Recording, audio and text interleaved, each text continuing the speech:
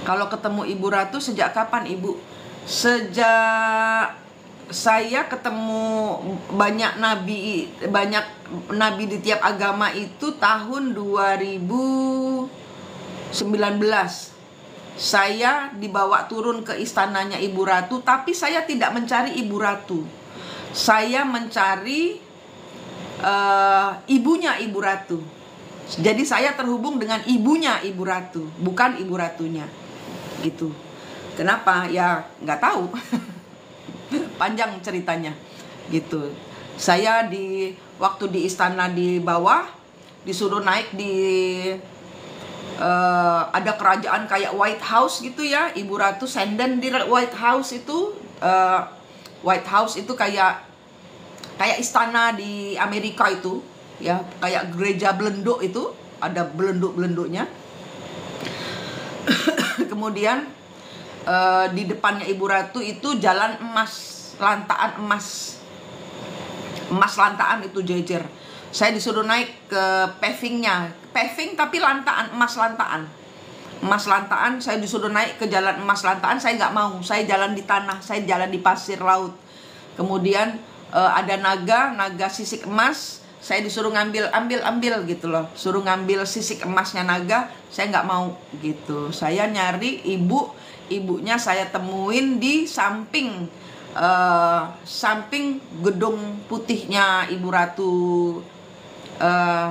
pantai selatan, berupa gapura kayak gapura Mojopahit di dasar laut.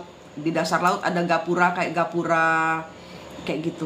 Dan ibu itu mendampingi saya sampai sekarang. Makanya makanya energi saya kan emak-emak ya kan ya, karena memang saya didampingi oleh ibunya Ibu Ratu. Gitu. Karena itu kalian lihat kan energi saya kan beda, bukan energi yang pakai kemben, pakai wala kebaya-kebayaan, enggak. Saya begini gaul. Saya nggak mau kehilangan jati diri saya. Gitu. Ya. Tran. Sama, saya juga ketemu channel Bunda 2022.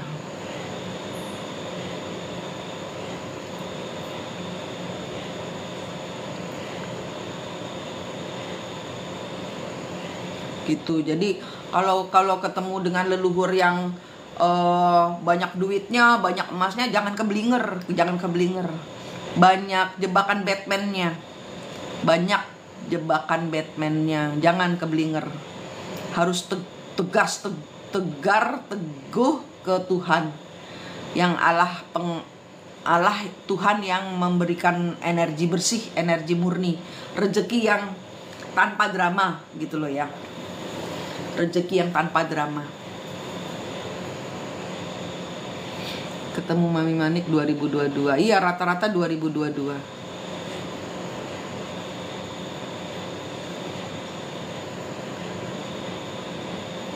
Malam Pak Luhur. Gitu. Jadinya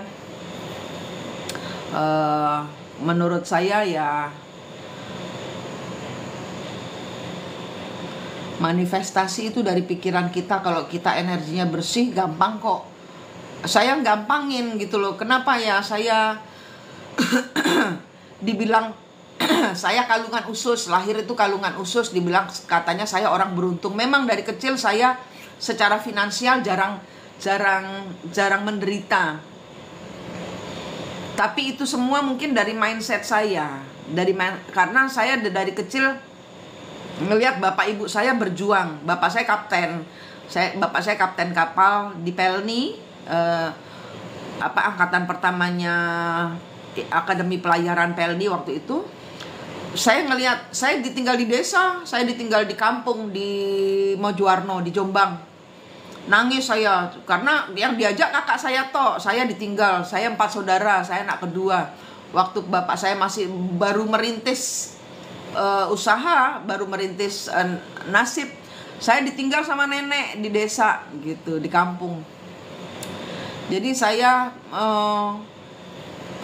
menderitanya yaitu saya menderitanya karena kasih sayang. Kalau saya menderitanya kasih sayang. Kalau secara finansial mungkin tidak gitu ya. Tapi karena yaitu manifestasi bahwa semuanya tuh Tuhan yang punya. Loh, saya tuh sering gini loh ya. Saya tuh saking cintanya sama Tuhan saya, kalau saya punya makanan itu share berdua. Nah, saya dari kecil gitu punya kebiasaan, saking nggak punya bapak ya, saking nggak punya bapak, Tuhan saya itu saya anggap bapak saya sendiri. Bapak saya sendiri, Tuhan saya suapin. Saya makan, sebelum saya makan Tuhan saya suapin. Tuhan makan, atau saya diemin dulu, Tuhan makan dulu. Nanti secara syari lah, secara doa, itu kan nyawanya makanan kan ada nyawanya juga. Nyawanya sudah buat Tuhan, sisanya saya makan, paruan gitu loh kadang-kadang juga gitu. Pokoknya karena kebiasaan itu, jadi saya paham apa arti sesajian gitu. Karena ya menghidupkan energi gaib. Energi itu ada, bukan nggak ada. Energi itu ada, mau dibilang syirik musyrik nggak masalah, tapi energi itu ada, gitu. Orang-orang yang beragama belum tentu paham kok soal nanti kalau kena pukul masalah keuangan, orang-orang beragama larinya ke dukun juga, larinya ke kiai, ke ustadz, ke paranormal, ke pendoa juga, sama. Jadi kenapa tidak mau percaya gaib itu ada? Gitu. 2021 Vera ditinggal almarhum papa, 2000 ketemu mami. Gitu. Kalau misalnya nih, saya aja sering ya, ini saya buka. Banyak sekali pemuka-pemuka agama yang mengambil ilmu sihir untuk menarik orang-orang mendengarkan. Banyak pemuka-pemuka agama memakai ilmu hipnotis. Saya master hipnotis. Saya master hipnosis. Saya punya gelar master untuk mendalami ilmu ini supaya saya nggak ketangkep pecalang. Pecalang itu polisi adat. Karena kalau usaha seperti ini pun harus didasarkan pada sertifikat, ya kan? Kamu punya modal apa untuk ngajar? Itu kan akan jadi biar nggak ngawur, ada kajiannya, ada lembaganya yang menaungi. Saya master hipnosis, dan saya melihat, oh cara yang dipakai bapak itu, pendeta ini, ustadz ini, kayak, oh iki yang dipakai ilmu pikiran, ilmu santet pikiran, ilmu telepati. Telepati itu santet pikiran, makanya jangan suka telepati karena akan terbaca oleh dukun-dukun sebagai santet pelet. Ya, telepati itu kalau orang-orang awam itu ngomongnya santet pikiran. Itu kita mendingan nyantet diri sendiri aja. Ya, daripada kita nanti tarung gaib, mending kita nyantet pikiran kita santet.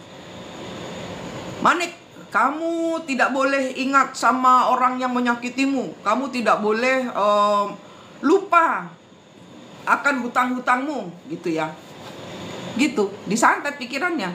Ambil nafas, tahan, gitu. Jadi diikat pikirannya, kita diikat, gitu. Itu santet aja diri sendiri.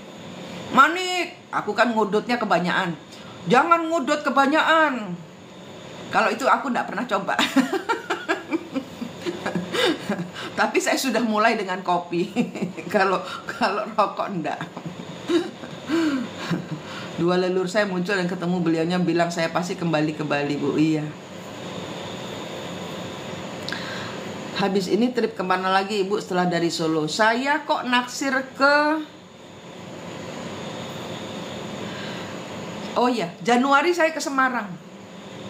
Januari saya ngikut anak saya Imlek kan, anak saya Cindo karena bapaknya Cino. Anak saya Cindo, bapaknya Cino. Imlek kan, jadi Imlek itu kan 29 Januari nih gak salah, 29 Januari saya di Semarang. Ayo Bunda ke Labuan Bajo, kepingin tapi belum dapet. Orang saya itu kemana-mana itu tergantung orderan dari klien atau dari Tuhan.